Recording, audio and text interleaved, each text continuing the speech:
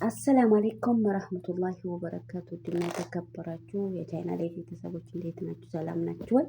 እንዲሁም ክርስቲያን ኮንቼ ሰላም ሰላም ብያለሁ። ሰላማችሁ ብዝት ይበልልኝ እላችኋለሁ። እንዴት ናችሁ? ደህና ናችሁ? ሁሉ ሰላም፣ ሁሉ መልካም እንደሚሆን ተስፋ አደርጋለሁ። ዛሬ በሁለት ነገሮች መጥቻለሁ። አንዱ ያው ከዚህ ቀደም ቪዲዮ ሰርችበታለሁኝ።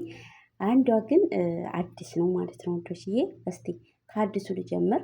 ከአዲሱ ሲጀምር አንድ ፖሊስ ጀግና ፖሊስ የሰራችውን በቃ ጀግንነቷን ያሳየችበት መንገድ አንድ ወንጀለኛን እንዴት አድርጋ እንደያዘችው ነው።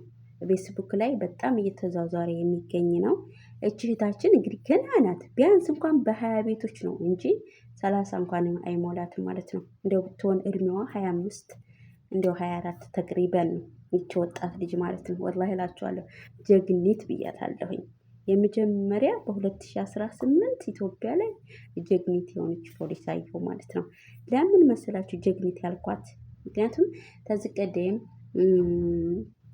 ብዙ ሰዎች ሞተዋል። ብዙ ሰዎች በባሎቻቸው ተገለዋል። ብዙ ሰዎች በፍቅረኞቻቸው ተገለዋል።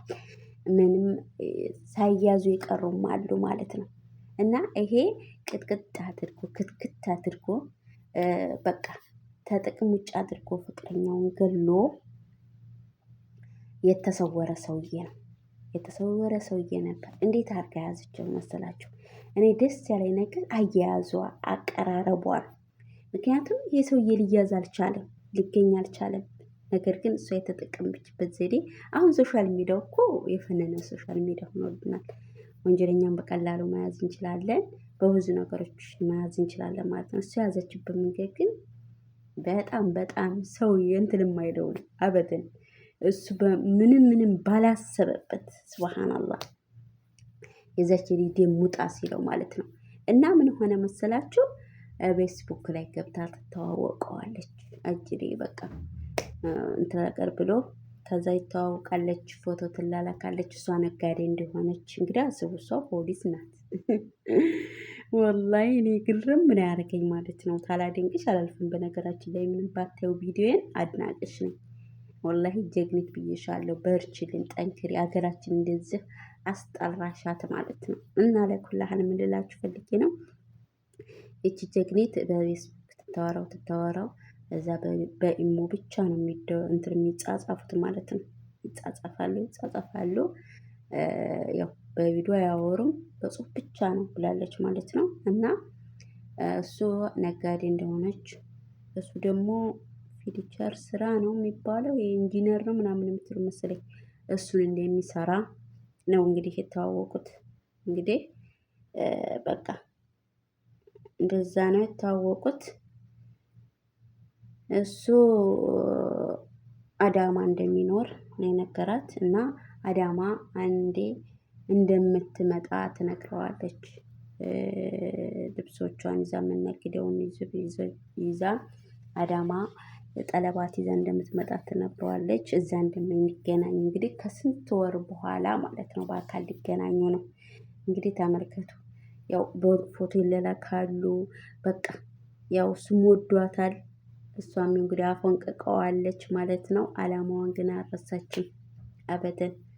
ምክንያቱም ያንን ሰውዬ በፍቅር አንበርክካ መያዝ እስከሆነ ድረስ ተሳክቶላታል። የምሬ ነው። ፍቅረኛዬን ያስኩት ስትል ግን በጣም አሳቀች ማለት ነው። እና የያዘችበት መንገድ በጣም ግርም የሚያደርግ ነው።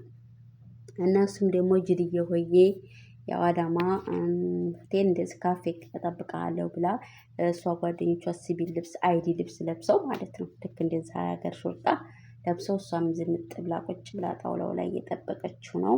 ቆየባት 4 ሰዓት የሚሆን ቆየባት ማለት ነው። ጠበቀችው።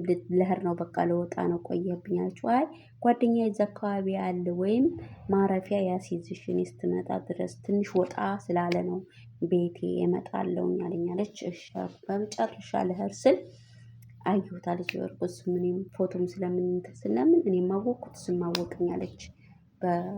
ገና በርቀት ከዛ መጨረሻ ላይ ተሰላለም ተቃቀፍን አለች። አቀፈኝ አቀፍኩት አለች። መጨረሻ ላይ እንግዲህ ጋማውን ተያዘ። ምንም ያሰበው ነገር ምንም የጠረጠረው ነገር የለም። እንግዲህ የተያዘበት መንገድ በጣም ነው የሚገርመው ማለት ነው። እንግዲህ እንደዚህ አይነት ጀግና አላህ ሱብሃነሁ ወተዓላ ያኖርልን ያቆይልን ነው የምላችሁ ውዶችዬ ማለት ነው። ጀግኒት ብዬሻለሁ። የምሬ ነው። ጀግና ናት። የምር ጀግና ነሽ ማለት ነው አንቺ ፖሊስ። ሌላኛው ደግሞ ውዶችዬ ማለት ነው እርግጥ ትክክለኛ መረጃውን ባላቅም አረቦች ሲሞቱ ይስቃበጥላቸዋል። ያ የታወቀ ነው። ምክንያቱም አሁን ያቺ ሶራይ ስሞት እንግዲህ ሶራይቱ በቃ ያልተባሉ ነገሮችን ከመሞቷ ቀርማ ምግብ ከሌለ እኔን ትበላኛለች ታኩኒ እያለች ነበር ማለት ነው። ከሌለ እኔ መብላቱ አይቀርም እያለች መኪና ውስጥ ነው ሰራተኛዋ እሷ እያወራች ነበር ማለት ነው። እንግዲህ አስቡት፣ እሱንም ለሶሻል ሚዲያ ቪዲዮ እየተቀረጸ ነው እያወራች የነበረው። አስቡት እንግዲህ አንድ ሰው ምግብ ካለለ እኔን ታበላኛለች ማለት አስቡት የሚያመጣው መዘዝ ማለት ነው። እና ሴትየቱን የሞተችበት መንገድ በራሷ አፍ በራሷ መንቀጭቀጭ ነው ብዬ ነው የማስበው። አላህ ይራህማ ይዘንላት። ነገር ግን አታሎ ተጠይቃ ይታአቡኒ በቃ ሾካላ ይታአቡኒ እያለች ነበር ማለት ነው። እና በጣም ይጋደክሙኛል የሚላቸውን አይሰሙም። እንዲያውም የሚመጡትን ላይ ቀዝቃዛ ናቸው ስትል ነበር። በርድ ስትል አንድ አረባለች በርድ ትለኝ ነበር። በርድ የምትለይ በጽዳት አይደለም ሌላ ምክንያት አላት ማለት ነው። የሆነ መጥፎም ይሁን ጥሩም ይሁን አላህ ከሪም እላት ነበር። ከዛ አንቺ በርድ ነች ትለኛለች። እና እያንዳንዱ እንትን ይለያያል ማለት ነው። እና እቺ ደግሞ በቃ ቀዝቃዛ ናቸው የሚመጡትላ እንግና ታዲያ ያኔ እሳት ነው መሽም ምን ሊያቃጥሉሽ አይገባቸውም። አለኩልሃል እሷ ሞታለች። አላህ ይራህማሃ። እኔ ገረመኝ አንድ ነገር አለ። እቺ ኢትዮጵያዊ እህታችን ስትሞት እንግዲህ ሲናገሩ አንዴ በክሮስ ተጣጥና ሞተችው ትላለች አሉ አረቢቱ። ሁለተኛ ደግሞ በስልክ አንገቷን አንቃ ነው ሞተችው ትላለች አሉ ጓደኞቿ። ግን አሁን ሶሻል ሚዲያ ላይ እየተወራ ያለው የሆድ ዕቃ የለም ሆዷ ተቆልዷል እየተባለ ነው ማለት ነው። ወንዶችዬ እዚህ ላይ ነው መያዝ የለብን። ከዙ እዚህ ላይ ነው የሚያጠነጥነው። ይችሊ እውነት ተመርምራ የሆድ ዕቃዋ ከሌለ ራሷን ሰውን ያጠፋችው እነሱ ናቸው ያጠፋት ማለት ነው። ምክንያቱም አንዳንድ ሆዳሞችና ስግብግቦች አረቦች ከልዬ ከሌላቸው ኩላሊት ከሌላቸው አንቺ ባትስማሚም አንቺን ወስደው እንደፈለጉ ካረጉሽ በኋላ ትሞቻለሽ። ሕክምና እንኳን ትክክለኛ ሕክምና ላያስጧችሁ ይችላሉ ማለት ነው። ምክንያቱም ኩላሊት በጣም የተከለከለ ነው ታውቃላችሁ ማለት ነው። የራሳቸው ቤተሰብ ካለግስላቸው በእንትን ማለት ነው በራሱ ፍላጎት ካለግስላቸው በቃል ዝም ብሎ የማንኛቸውን ኩላሊት አወጥቶ እንደዚህ በወንጀል እንትን ማለት በጣም የሚያስጠይቅ ወንጀል ነው ማለት ነው። እና እዚህ ላይ እንትን ፍትህ ብንልና ይቺ እህታችን ፍትህ ብታገኝ እንዴት ነው አስቡት እናንተ። የሆድ ዕቃዋ ተቀዶ ራሷን አጥፍታለች የሚባለው ነገር ጠይብ እውነተኛ ተመርምሮ የሆድ ዕቃዋ ከሌለ አሊያም ደግሞ ልጆች አይታችኋት ሆዷ ምናምን ተቀደደ ችግር አለ ማለት ነው ወንዶችዬ። ምክንያቱም ራስን ለማጥፋት ሆድ መቅደድ አያስፈልግም። ክሎሮክስም ደግሞ ተጠጣች በዚህ ኮረፋት ይወጣል፣ አበቃ ትሞታለች።